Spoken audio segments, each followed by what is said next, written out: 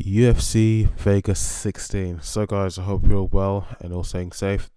Now this ideally should have been my second podcast, unfortunately, but wasn't unfortunate, but no, there's nothing unfortunate about it. It's going to be my first podcast because my first podcast, which should have been about UFC Vegas 15 and the Mike Tyson Roy Jones Jr. fight, turned out to be a complete shit show. Yeah, I got the whole recording of both audio and the video just completely messed up. I thought I could piece everything together easily, nicely. It would have taken me some time, but I thought I would have managed to hack in the end. But unfortunately, it seemed like it just wasn't coming together. So it just seemed like a complete shit show from hell. So the whole thing was just a complete fucking mess. So I tried to swear, but I'm just being honest with you. So UFC Vegas 16, and first up, Vittoria versus Hammerson. That the first, overall, congratulations to Vittoria on his win. I can see in the fight that he gave it his all, and he was just fighting like a warrior right to the end. You can see, again, no, I won't say again because this is my first podcast, but any fight that I've watched, whether it's highlights or the real fight, I can tell, even though both sides are really good, you can kind of gauge who basically is the winner by the end of even the first round, or who's really going to win, because you can see who's really fighting more aggressively and more very animatedly, just really giving it the always not giving their opponent any room at all, always trying to get a strike or a kick in there. Vittoria's win was really good. In the first round, he threw some really heavy strikes. He fought aggressively, got a few kicks in there. And I made lots of notes in this because I just wanted to make sure I get everything in.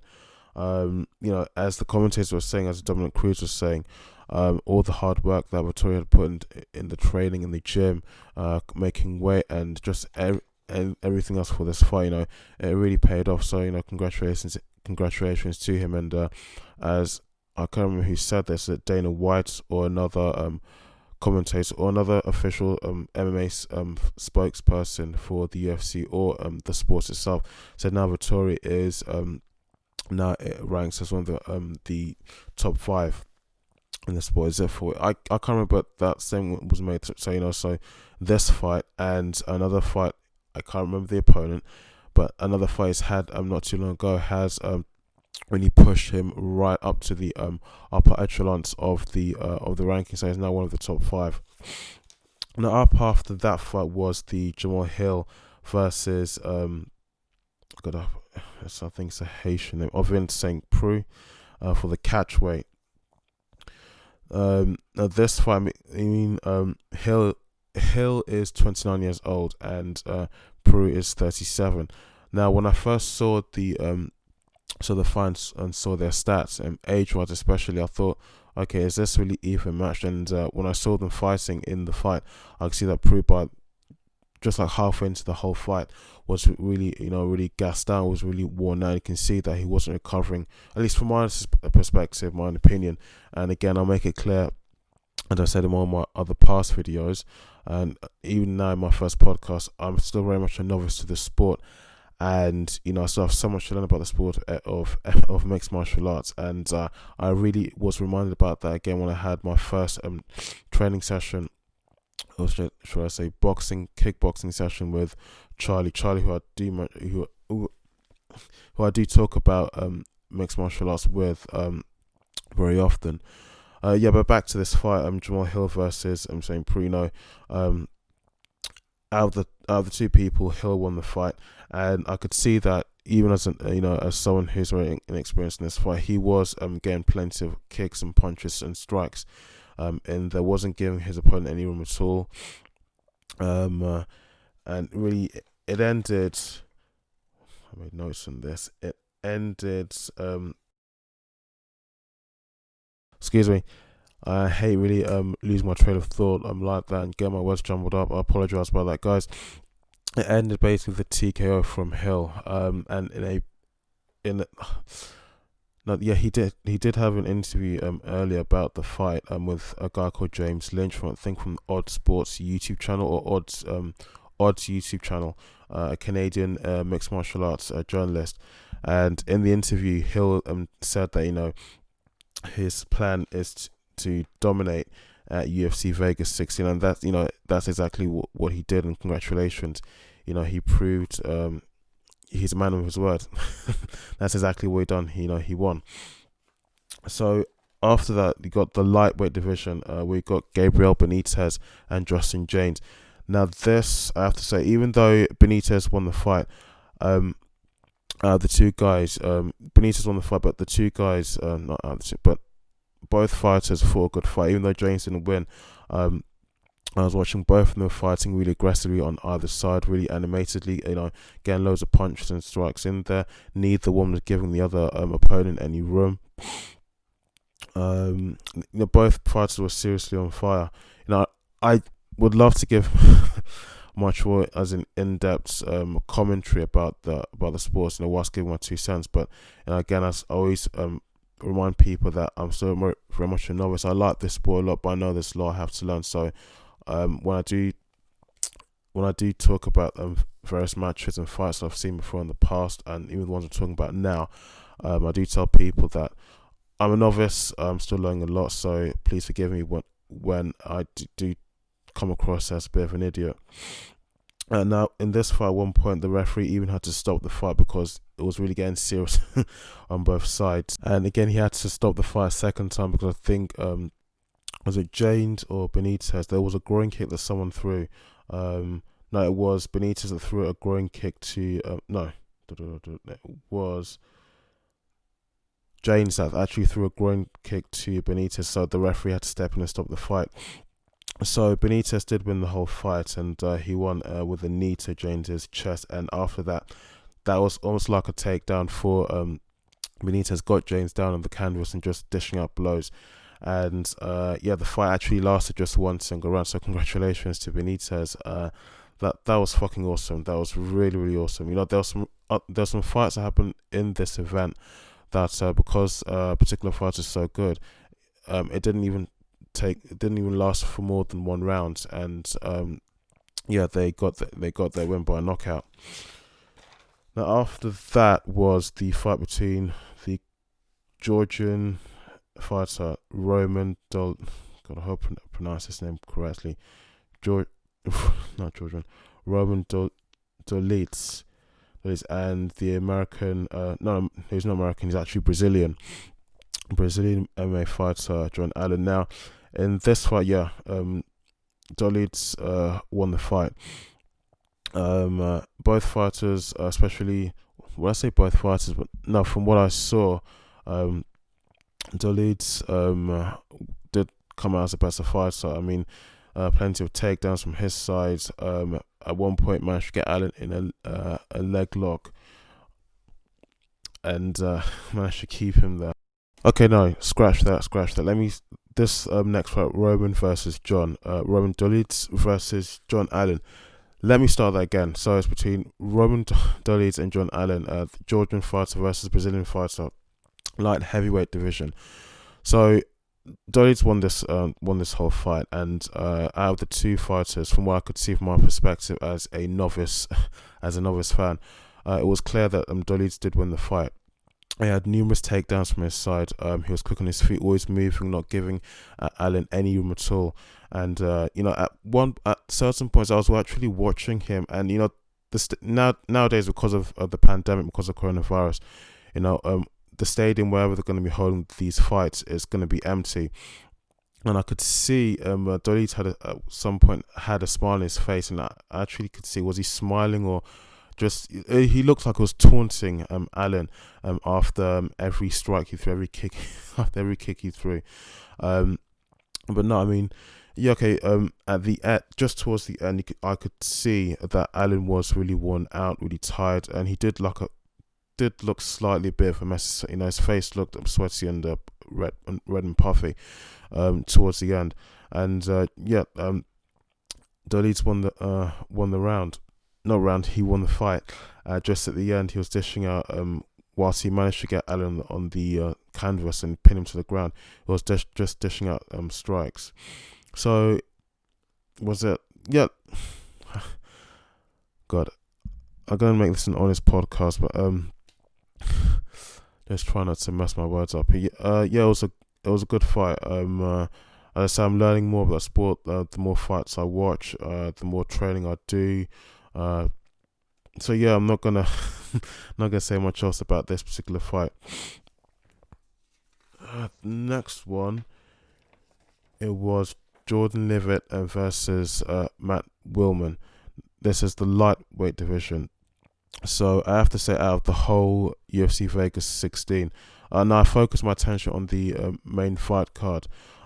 This was, I think, could I say shortest, or cause I didn't see the other half of the card, but this fight only lasted a single round. It was about 30 to about 50 seconds. It was fucking crazy, really. Levitt managed to get Willman just in a body slam, and it looked pretty nasty. And from the commentators, well, I think it was Dominic Cruz, I said that Levitt managed to frame the body slam quite well. Managed to land his opponent Willman on the canvas with his head turned to the side, so that it wasn't illegal body slam, not an illegal body slam. But it was really, many people in the MMA community, including Dana White, were actually shocked and just surprised how quickly that fight started and ended. Just so that, it's fucking crazy and awesome at the same time. And as I was watching it, just as the fight ended, I was just looking at Willman, and he looked like so lifeless just while he was lying there. Not dead, of course, but it was a serious knockout, as in something that nobody was expecting, not even him. They started off by exchanging some strikes, and was there a high kick in there? But no, I know there was some pacing up and down, and just exchanging some blows and some strikes. And before you knew what was going on, Jordan had grabbed Willman and carried him to the other side of the cage, and just managed to get him down in the body slam. And this, it was crazy. This is what people were talking about in the when it was just going all over social media, especially YouTube. Just the KO body slam was just insane, and I didn't want to re-spoil the picture for myself until I actually looked at the actual fight to see how it happened. And it was insane, and that was it. He won the fight. It's just crazy. So yeah, I think I covered that bit. Right, so in the other news, this is something I actually mentioned in my last podcast. It was about TJ Dillashaw. Now, he is someone who I think I saw a few posts from other mixed martial arts fighters who had actually commended him for how I can't remember what fight it was for, but he had been commended and been received lots of praise for how he prepared for a particular fight, how he made weight so quickly. I think he had to shred down to a particular weight class. And of course, eventually, after that, it was found that he was caught out in a drugs test. He tested positive for a banned substance. Turned out that he was cheating by using PEDs. But recently, I think about a week ago, he came out saying he wants to have a shot at the title fight. Now, my friend Charlie, that I talk about a lot in my YouTube videos about mixed martial arts, he said that basically this guy is a sore loser, and he's a good fighter, but he's a sore loser. And what's more, as I've said, he has tested positive for PEDs. And when he came out and said he wants a shot at a title fight, some other members of the mixed martial arts community, some other current performing, competing athletes, they disagree with him being given the opportunity, if that should ever come to pass.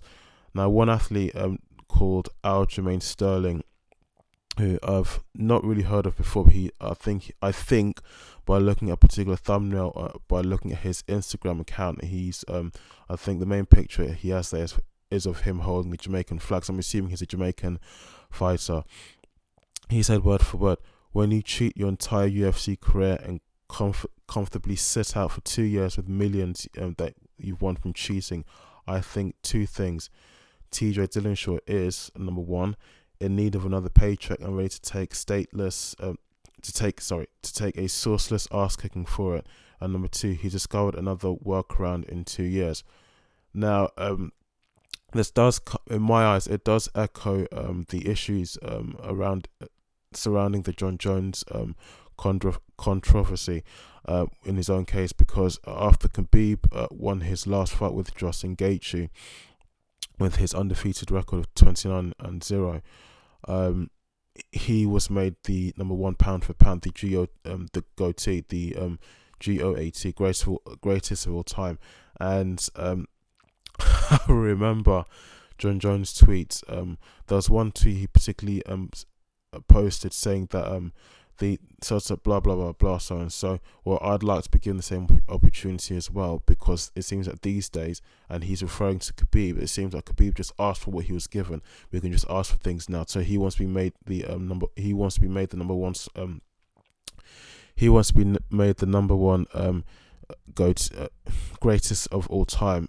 Again, after it was given to Khabib, as in his eyes, it was almost like handed to Khabib. But another MMA fighter, MMA veteran came out and what this was actually after John Jones said online on Twitter, after he posted the last video I just talked about, he said, well, AKA must hate me right now. And then Josh Thompson came out saying, well, no, we don't hate you. We just hate the fact that you wasted that God-given talent that you have, wasting time just fooling around with PEDs. And, many people did come out and say, well, it's kind of strange that how he can be called a champion, whereby he's cheated and he has an unclean record. So, that isn't really fair on other people who have been doing things the right way, the proper way, making weight, cutting weight, going up in weight, going down whichever way, training, preparing, working hard, and to so you can find, compete, and to succeed. If you've used steroids in the past in order to compete and win, and gradually build up your resume, your career, and all those achievements, and to reach champion or to reach a greatest of all time status, but you've basically done so with unclean hands, then it really isn't fair. What sort of messages does that send out to people? It's just really wrong. Now, the last thing I'm going to cover in this podcast is the issue of Yoel Romero, that Dana White has made clear that he's going to be cut from the UFC. I think, let me find it. Yeah. So Dana White has, he said after the UFC Vegas 16 event, basically they are going to be making plenty of cuts in the UFC. I think he said, word for word, he quotes the figure of approximately 60 fighters are going to be cut from the organization. And there's one fighter in particular that he talks about, Yoel Romero. He's going to be cut from the UFC, mainly because he's lost 4 of his last 5 fights. He was contracted to fight, and he's 44 years old, and really doesn't see a future for him in the UFC, at least for him to be fighting any longer. And I also point out as well that Anderson Silva, who left the UFC after his last fight, who's 46 years old, and he also has quite a really good record and career behind his name. He was cut from the UFC after that last fight. Actually, he had to be casted off to hospital, and Dana White did make it clear in the press conference that he just wasn't he wasn't happy for Anderson Silva to fight that fight, to participate and to compete, but he thought, because he sees Silva as a friend and has so much respect for the guy, as an athlete, he thought he would bend the rules, and well, not bend the rules as such, and I hope people are going to call me out for that, but he would give him that opportunity and give him that chance to fight. But things didn't work out so well, and Anderson Silva lost that fight, and so Dana White come from the UFC, and I think Silva actually went to PFL, and PFL, the last I saw on social media, on YouTube anyway, even they don't want him either. So guys, I'm gonna wrap up. I know this, God, one thing I do hate about making YouTube videos and even podcasts like this, and even though this is my first podcast, is that I'll be saying something and I can't lose my train of thought, or kind of think of what to say next, and always seem to jumbling up my words, which I hate doing, because then it kind of spoils the whole thing for everyone, or for anyone listening, even for me. So but no, my first podcast, really, there should have been my second podcast. The first one, which was about UFC Vegas 15, turned out to be a complete fucking mess. I couldn't merge and match up the audio clips or the audio recording up to the video recording, so it just turned out to be a mess. And I thought, just to how move on to UFC Vegas 16. It's the one that everyone's going to be talking about right now. But if you've listened to the end, thank you, and I hope you've enjoyed it. And if you're watching on YouTube, don't forget to hit the like button if you enjoyed my video, and don't forget to subscribe if you enjoyed my content. And yeah, I'm gonna be start working on basically getting all of this uploaded to Spotify, iTunes, and other similar, SoundCloud and other similar podcast platforms. At the moment, I am trying to sort out a logo for myself, for my channel, and for the podcast platforms, and also a graphical art background as well. So guys, until next time. Before I forget, guys, yes, you can catch me on Instagram. My name's Ojiako1, and on Facebook, Twitter, and Parler. Please do check out Parler. It's a platform which is far more liberal for people who want to really enjoy their freedom of speech. You can catch me on Facebook, Parler, and Twitter. My name's Ojiako. And again, guys, I'm still learning about this sport. I can't stress that enough. So please forgive me when I do jumble up my words, or I do sound a bit off point about certain things. And also for the editing, I'll do my best with that. Sorry if it does seem like it's a mess. I had to stop the video in certain places just so I can check all the bullet points I've made about each fight I'm talking about and discussing. And I just want to make sure that, I stop the video and make sure that I get the point out there well. So thanks again.